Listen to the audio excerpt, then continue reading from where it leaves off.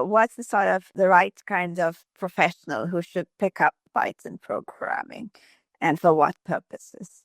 Okay. So my book is called Learn Python Programming.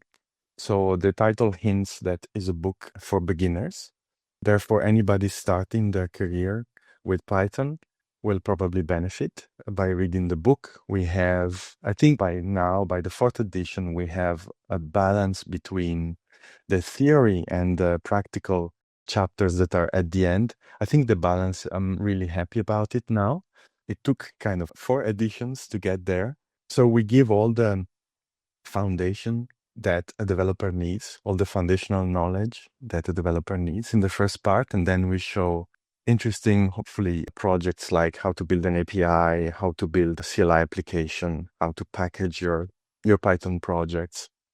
I think one of my goals when I wrote this book, and this is true for every edition, was to write it in a way that would age well.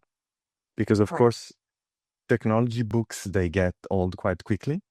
So I tried to also infuse in every chapter, whenever there was, the opportunity, something about programming and being a developer that is perhaps not necessarily completely coupled or tied to Python itself.